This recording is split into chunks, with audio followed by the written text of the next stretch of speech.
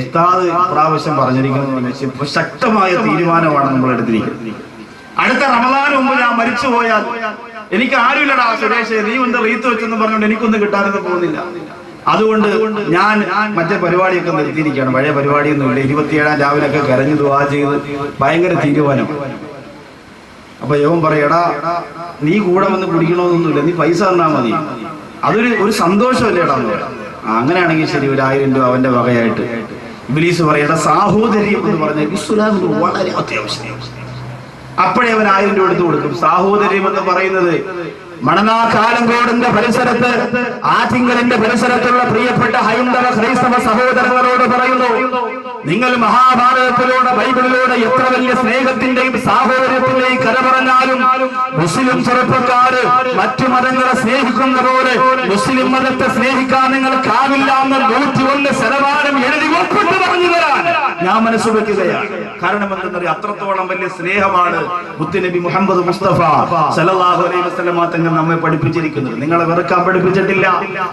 ശബരിമലയിൽ പോകുന്ന വാഹനത്തിന്റെ ടയർ കുത്തി കീറാൻ പഠിപ്പിച്ചിട്ടില്ല. പിന്നെ എന്റെ പ്രിയപ്പെട്ട മുസ്ലിം ചെറുപ്പക്കാരോട് മറ്റു മതസ്ഥരോട് സ്നേഹിക്കാനും അയൽവാസികളെ ഹൈന്ദവരാണെങ്കിൽ ആദരിക്കാനും പഠിപ്പിച്ച മതം വിശുദ്ധ ഇസ്ലാമാണ്. ആ സാഹോദര്യം നിലനിർത്തിക്കൊണ്ട് തന്നെ ഞാൻ പറയുന്നു, കള്ളുകുടിക്കാൻ കാശ് കൊടുത്തിട്ടല്ല ആഘോഷത്തിൽ അവരെ പങ്കു ചേർക്കേണ്ടത്. പക്ഷേ ഇബ്ലീസ് ലഅനത്തുല്ലാഹി നമ്മുടെ മനസ്സിലേക്ക് വന്നു ചേരും. ആ സമയത്ത് നമുക്ക് സർവ്വതും നഷ്ടപ്പെട്ടു പോവുകയാ, നമ്മുടെ പിടിവിട്ടു പോകുകയാ. തൊപ്പിയിട്ടവൻ അറിയാതെ തൊപ്പിയൂരുകയാണ്, ദാടി വെച്ചവൻ അറിയാതെ ദാടി മടിക്കുകയാണ്, നിസ്കാരം തുടങ്ങിയവൻ അറിയാതെ നിസ്കാരം നിർത്തുകയാണ്. സർവ്വതന്മാരുടെ തരത്തിൽ നിന്ന് തൗബ ചെയ്ത് മടങ്ങിയവർ അറിയാതെ ഹറാമിയത്തിലേക്ക് പോകുകയാ. സുബ്ഹാനല്ലാഹ്. ആ റമദാൻ മാസം എത്ര പെട്ടെന്നാ വിട പറഞ്ഞു പോയത്. വല്ലതും ചെയ്യാൻ നമുക്ക് കഴിഞ്ഞിട്ടുണ്ടോ? പെരുങ്കുളത്തുകാരെ, തറാവി എത്ര പെട്ടെന്നാ തീർന്നത്, തഹജ്ജുദ് എത്ര പെട്ടെന്നാ തീർന്നത്, തസ്ബീഹ് എത്ര പെട്ടെന്നാ തീർന്നത്. അല്ലാഹുവിന്റെ പരിശുദ്ധ ഖുർആൻ റമദാൻ മാസത്തിൽ നമ്മുടെ കൈവെള്ളയിലൂടെ എടുത്ത് നിവർത്തി വെച്ചിട്ട് വെട്ടിക്കരഞ്ഞുകൊണ്ട് പാരായണം ചെയ്ത ദിവസങ്ങൾ എത്രയാണ് എന്റെ പ്രിയപ്പെട്ട മുസ്ലിമേ. അല്ലാഹുവിന്റെ ഭാഷത്തെ മുറുകെ പിടിച്ചുകൊണ്ട് ഒരൽപ്പം പോലും വ്യതിചലിക്കാതെ ജീവിക്കാനുള്ള പവർ അല്ലാഹു നമുക്ക് തന്നനുഗ്രഹിക്കുമാറാകട്ടെ.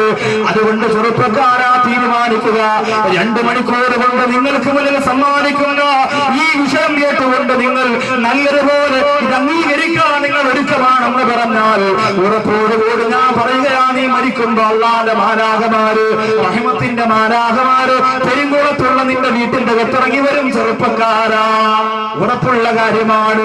അതുകൊണ്ട് രക്തത്തിളപ്പുള്ള ചെറുപ്പക്കാരാ, ഒന്ന് തീരുമാനിക്കുക, രക്ഷപ്പെടണ്ടേ.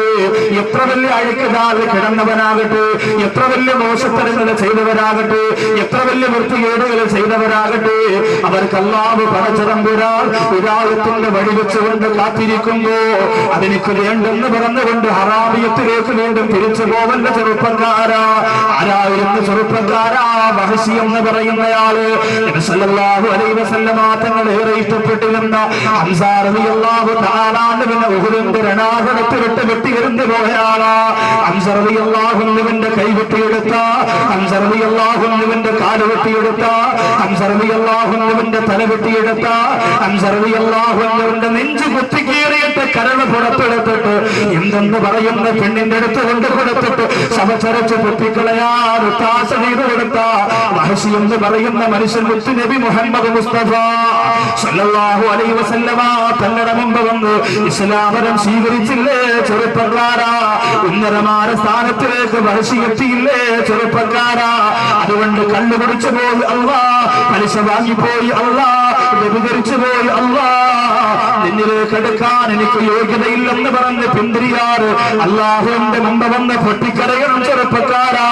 നാളിതുവരെ അല്ലാഹു ചെയ്ത അനുഗ്രഹങ്ങൾക്ക് നന്ദി കാണിക്കുന്നവരായി വനിശബാബിഹി ഫീമാ ഫിനാ. അല്ലാഹു നിനക്ക് തന്ന യുവത്വങ്ങളെ ചിലവഴിച്ചെന്ന് ചോദിക്കുമ്പോ അഭിമാനത്തോടെ നിന്റെ ദീനിനു വേണ്ടി പ്രവർത്തിക്കാൻ, പള്ളിയിൽ വന്ന് നിസ്കരിക്കാൻ, പാവപ്പെട്ടവരെ സഹായിക്കാൻ, അനാഥ മക്കളെ തലോടാൻ, നാട്ടിലുള്ള ദീനീപരമായ പ്രവർത്തനങ്ങളുമായി അമലുകളുമായി ബന്ധപ്പെടാൻ അള്ളാഹു എഴുതിയിരുന്ന ചെറുപ്പക്കാലത്തെ ചെലവഴിച്ചു എന്ന അഭിമാനത്തോടെ പറയാ. എന്റെ മുമ്പിൽ നിൽക്കുന്ന ചെറുപ്പക്കാരാ, നിനക്ക് സാധിക്കണം കേട്ടോ.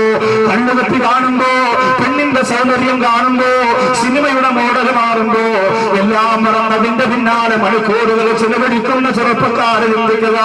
ഇന്ന് മരണപ്പെട്ടോ പൊന്നുപോലെ നാളെ ഈ സമയത്ത് നീ കിടക്കുന്നതിന്റെ പള്ളിയുടെ ഖബർസ്ഥാനിലാണ്. വള്ളക്കടവ് പള്ളിയിൽ 29-ാം രാവിന്റെ ഏത്തിക്കാതിരിക്കുന്നു. അവസാന 10 ദിവസവും ആയിരക്കണക്കിന് ചെറുപ്പക്കാർ ഏത്തിക്കാതിരിക്കാനുണ്ട്. 29-ാം രാവിന്റെ ഈ വർഷം ലൈലത്തുൽ ഖദറിന് സാധ്യത കൂടുതലുണ്ടായിരുന്ന ദിവസമാണ് 29-ാം രാവ്.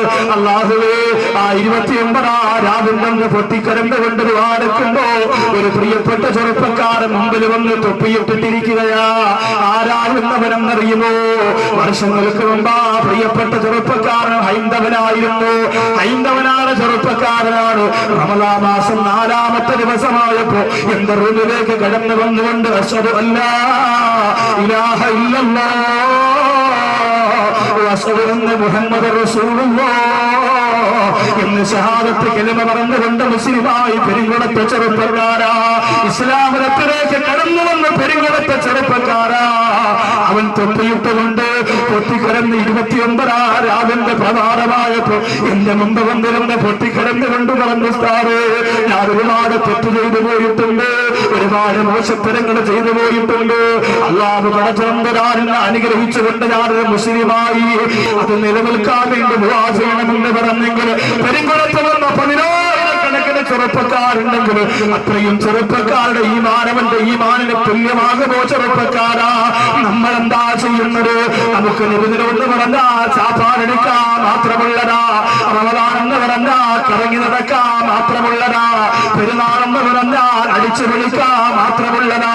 കൽബ് പൊട്ടിക്കരഞ്ഞു പോയ ഒരു റക്അത്ത് നിസ്കാരം നിനക്ക് പടച്ചോറ് കൊടുക്കാൻ പറ്റിയിട്ടുണ്ടോ?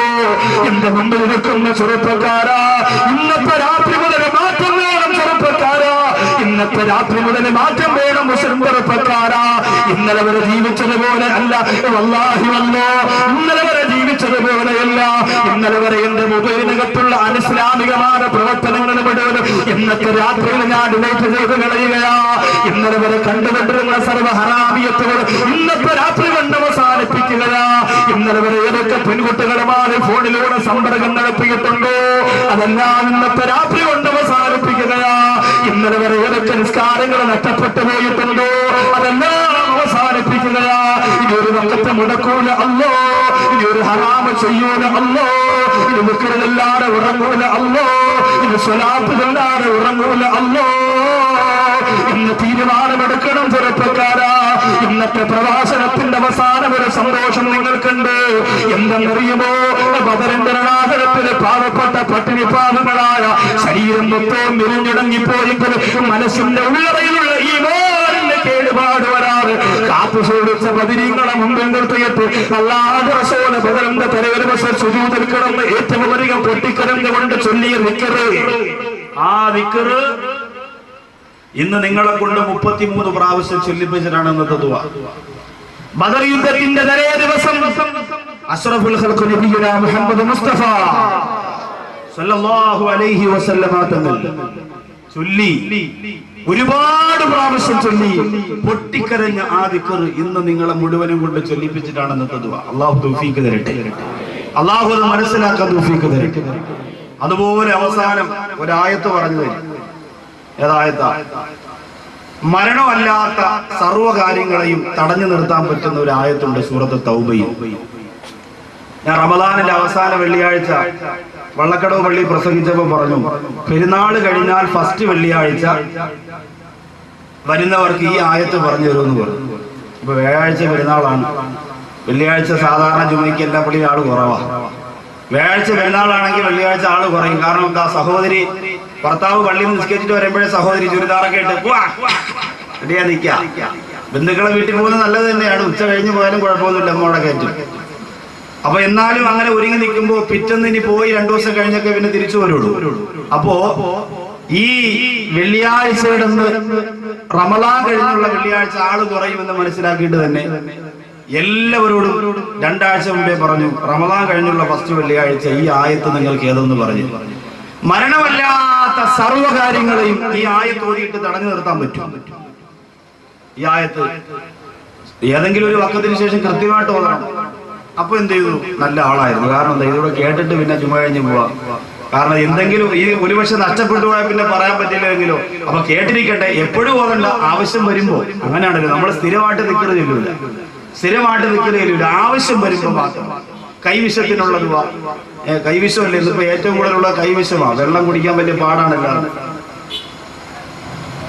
ഏതെങ്കിലും സഹോദരിമാരിങ്ങനെ ഒരു ഗ്ലാസ് വെള്ളം തന്നാൽ, കുടുംബശ്രീക്ക് പോകുമ്പോൾ വെള്ളം കലക്കി തന്നാൽ ആരെങ്കിലും ഉള്ള നിങ്ങൾ ആരെങ്കിലും കുടിക്കുമോ? സീനപാടായി ഞാൻ കുടിക്കത്തില്ല, അവള് കൈവിഷം കിടക്കുന്ന ആളാന്ന് പറയും. അപ്പൊ അതിനുള്ള ദുആവുണ്ട്, എല്ലാത്തിനും മരുന്നൊക്കെ ഉണ്ട്, മരുന്നും മന്ത്രമൊക്കെ ഉണ്ട്. അതൊന്നും ഞാൻ ഇവിടെ പറയണില്ല. തിരികെ ഓതിയൊക്കെ പൈസ വാങ്ങിക്കണം, വലിയാക്കന്മാരെ കഞ്ഞിൽ നമ്മളെന്തിനാ പാറ്റിടുന്നത്? ഇവിടെ പെരുങ്കുളത്ത് ഓതലൊക്കെ ഉണ്ടോന്ന് അള്ളാഹുവല്ല. തിരുവനന്തപുരം ജില്ലയിലൊക്കെ ഇച്ചിരി കുറഞ്ഞു തുടങ്ങിയിട്ടുണ്ട് അല്ലേ? കാരണം എന്താണെന്നറിയോ? ധാരാളം പൈസയും പണവും പവറും ഒക്കെ ആയിപ്പോയല്ലോ. സൂറത്തിൽ ഇഖ്ലാസൊക്കെ ഓതി ഫാത്തിഹയൊക്കെ ഓതി വിഷമം മാറും അല്ലെങ്കിൽ ദുഃഖം മാറും എന്നൊക്കെ പറഞ്ഞാൽ അംഗീകരിക്കാൻ പറ്റാത്ത രീതിയിലേക്ക് കാര്യങ്ങളെത്തി. അതിലേക്ക് കിടക്കുന്നില്ല. അള്ളാഹു കാത്തിരക്ഷിക്കട്ടെ.